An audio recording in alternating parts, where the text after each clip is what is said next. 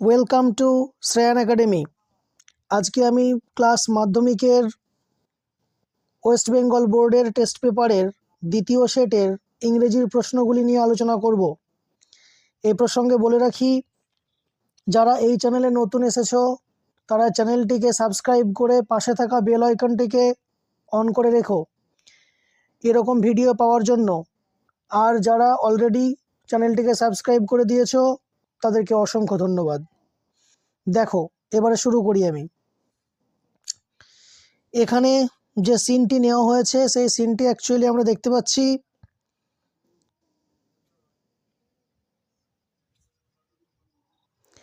Hour run away kite নামক গল্পটি থেকে নেওয়া হয়েছে, যার লেখক হলেন লুসি মড মন্টগোমারি। প্রথম প্রশ্ন, they were pitied by people of the mainland, island, lighthouse, park. সঠিক উত্তর হবে mainland. Both the narrator and Claude wished to have someone to chat with, gossip with, play with, tell a story. Play with. Number of the persons needed to play Pirate Caves: 2, less than 4, 1, more than 2, more than 2. When the children asked their father about relatives, he became happy, puzzled, sorrowful, irritated. Sorrowful.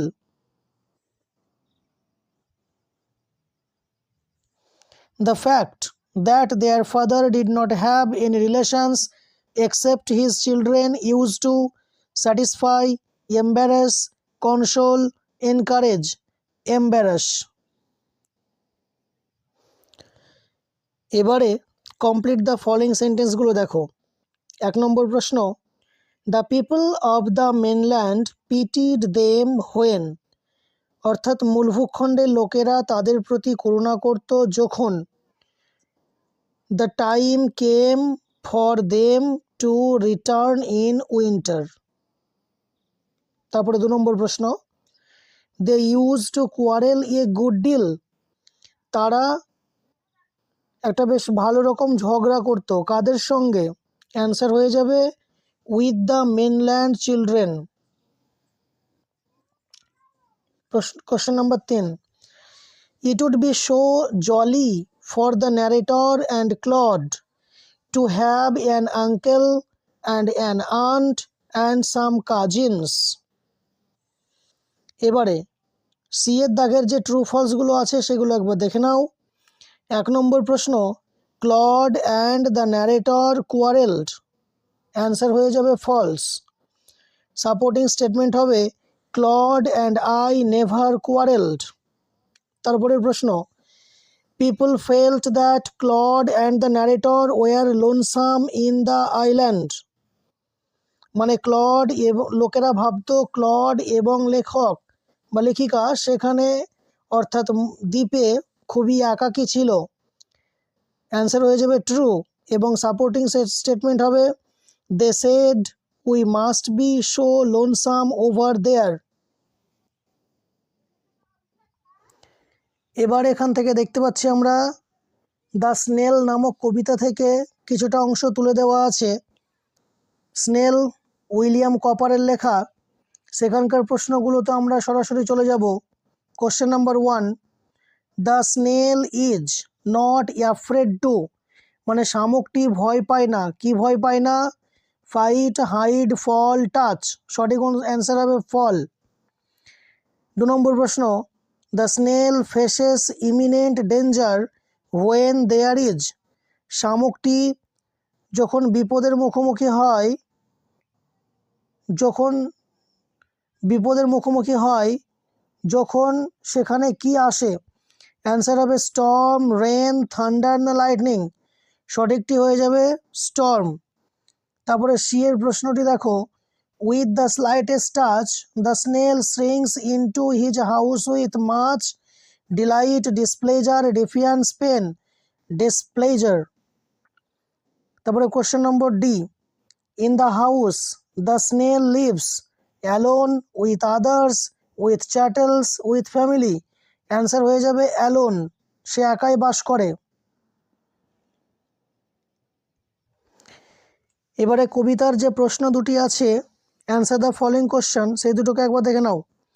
1 নম্বর প্রশ্ন হচ্ছে what does the snail stick close two, এখানে printing mistake আছে, stick হবে, মানে শামুক কিসের সঙ্গে শক্তভাবে লেগে থাকে, অ্যান্সার হয়ে যাবে the snail sticks close to, শামুক শক্তভাবে লেগে থাকে গ্রাস ঘাসে, অর লিফ পাতাতে, অর ফ্রুট ফলে, অর ওয়াল অথবা দেওয়ালে, in William Cowper's the snail, William কপারের স্নেল কবিতায়।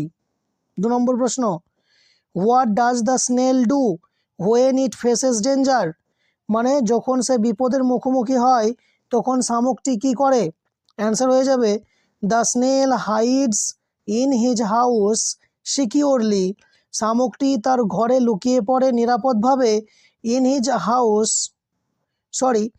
হাউস একবার হয়েছে, securely when it faces danger, তারপরে লিখবে আবার in William Cowper's the snail কবিতায়। এবারে আনসিনটি তোমরা একটু পড়ে নিয়ে প্রশ্নগুলো দেখে নেবে। দেখো আমি সরাসরি প্রশ্ন নিয়ে আলোচনা করব। কোশ্চেন নম্বর 1 আনসিন থেকে, number of Padmashri recipients of West Bengal আর, মানে পশ্চিমবঙ্গে পদ্মশ্রী প্রাপক কতজন রয়েছেন, সঠিক অ্যান্সার হবে 7 জন। তারপরে কোশ্চেন নম্বর 2 the senior most Padmashri awardee is, সবচেয়ে বয়স্ক পদ্মশ্রী পুরস্কার প্রাপ্ত বা পুরস্কার বিজেতা হলেন কে, অর্চনা দেবনাথ, মৌমা দাস, নারায়ণ দেবনাথ, জগদীশচন্দ্র হালদার, সঠিক উত্তর হবে নারায়ণ দেবনাথ।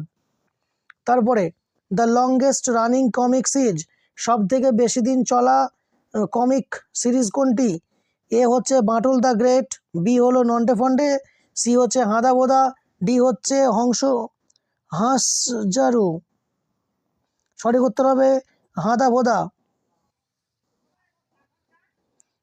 4 নম্বর প্রশ্ন এ teacher of Purba Bardhaman won the Padmashri award, his name is, Dharmanarayan Barma, Sujit Chattopadhyay, Biren Kumar Basak, Romila Thapar, সঠিক উত্তর হবে সুজিত চট্টোপাধ্যায়। এবারে Biren Kumar Basak won the Padmashri for his contribution in literature, art, culture, science, সঠিক উত্তর হবে আর্ট। এবারে number of Padmabhushan of West Bengal is,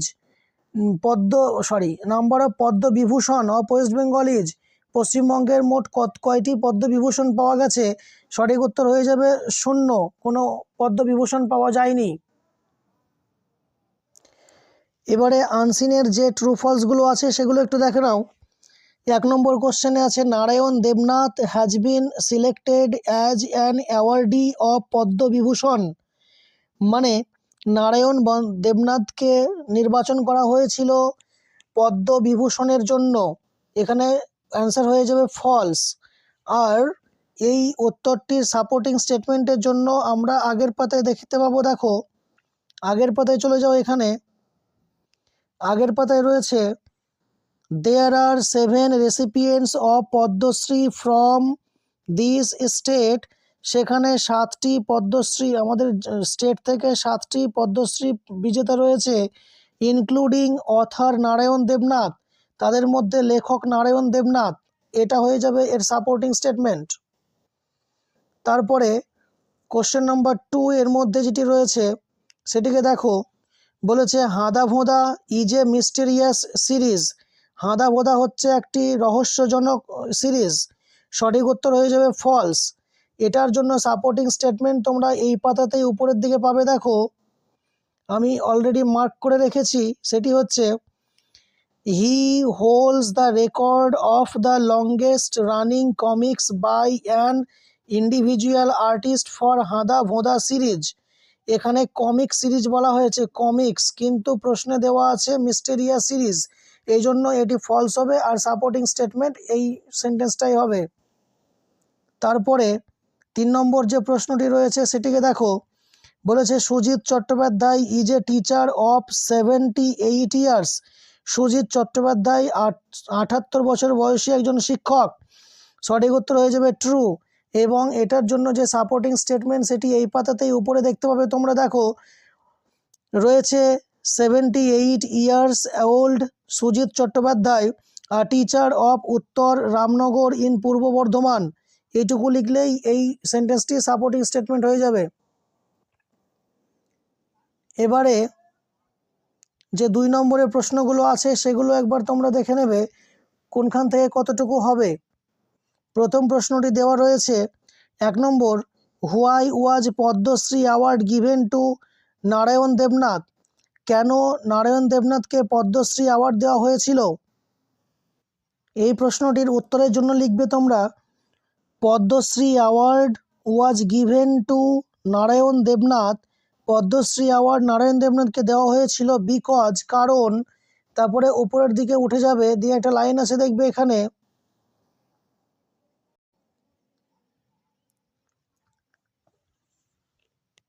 বিকজের পর লিখবে for over 70 years now Debnath has been creating landmark Bengali comic strips such as Bantul the great, Nonte Fonte and Handa Bhonda. তারপর 2 number প্রশ্নটি রয়েছে, who is Dharmanarayan Barma and what is his contribution.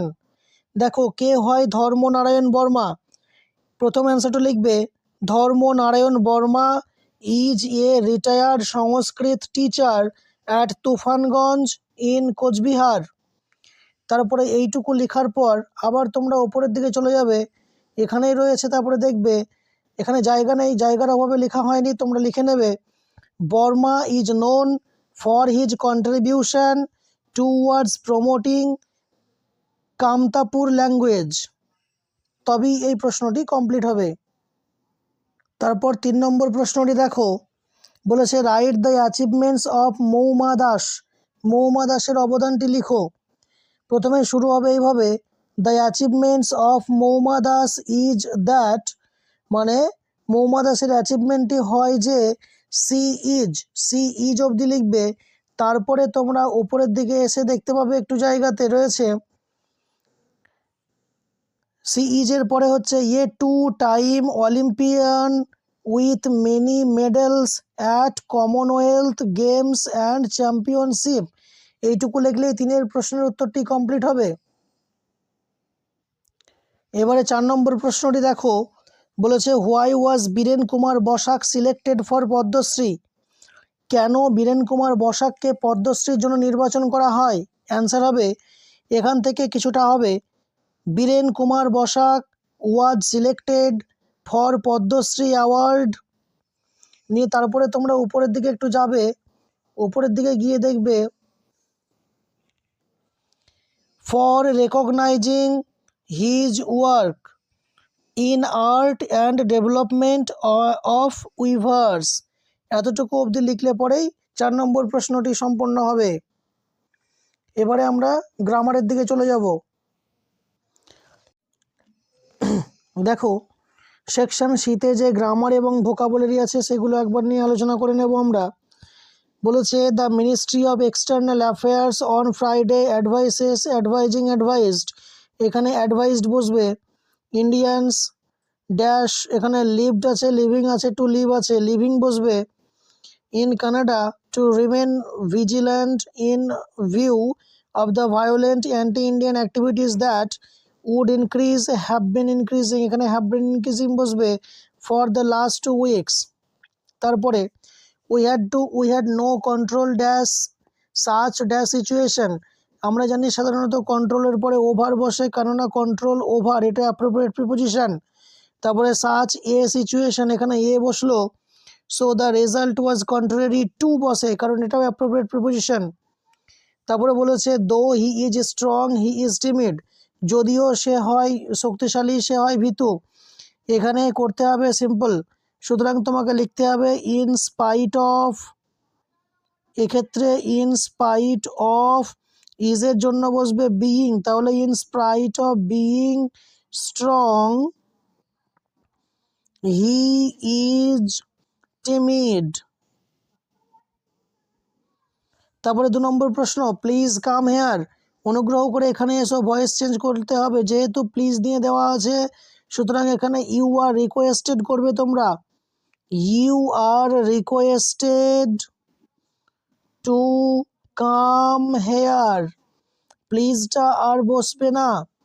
তারপরে প্রশ্ন, no other liquid is so white as milk, এখানে degree change করতে দিয়েছে, comparative ডিগ্রিতে করলে হবে milk is whiter than any other liquid, LIQUID, liquid বসবে এখানে। বেশ, তাহলে আমাদের ডুয়াস ডিরেক্টেডের প্রশ্নগুলি হলো। এবারে যে ফ্রেজাল ভার্বগুলো দেওয়া আছে সেগুলো দেখো। বলেছে Tina is in search of a new job, যখন তোমার ইন সার্চ অফ একসঙ্গে আন্ডারলাইন থাকবে তখন আমরা জানি সার্চ মানে লুক ফর হয়, কিন্তু ইন সার্চ অফ একসঙ্গে থাকার কারণে আমরা বুঝবো এটি কন্টিনিউয়াস টেন্সে রয়েছে, তার জন্য লুক ফরকে লুকিং ফর করতে হবে, তাহলে এখানকার অ্যান্সার হয়ে গেল লুকিং ফর। তারপরে সারেন্ডার্ড আছে মানে বশ্যতা স্বীকার করা, অ্যান্সার হয়ে যাবে গিভ ইন, কিন্তু যেহেতু এখানে সারেন্ডার্ড করা আছে পাস্ট টেন্সে সুতরাং এটাকেও তোমাকে গিভ ইন রাখলে চলবে না, গেভ ইন করতে হবে, পাস্ট টেন্সে করতে হবে। তারপরে এখানে রিজেম্বলস আছে, দেখো এর ভার্বের সঙ্গে এস যোগ আছে, আমরা জানি রিজেম্বল মনে হচ্ছে একই রকম হওয়া, তাহলে টেক আফটার হয়, কিন্তু যেহেতু এস আছে এখানে শেষে সেই জন্য এখানে টেক্স আফটার বসবে। এবারে যে আনসিনের ওয়ার্ডের মানেগুলো রয়েছে সেগুলোর দিকে একবার তাকাও। বলেছে এখানে আনরেকগনাইজড মানে যা কোনো অপরিচিত, অর্থাৎ অপরিচিত, ওখানে আনসিনে তোমরা পেয়ে যাবে আনসাং বলে একটা শব্দ আছে, সেটা হবে এর ওয়ার্ডের মিনিং। রিসিভার্স মানে হচ্ছে প্রাপক, যে পাই, ওখানে দেখবে তোমরা রেসিপিয়েন্ট পেয়ে যাবে।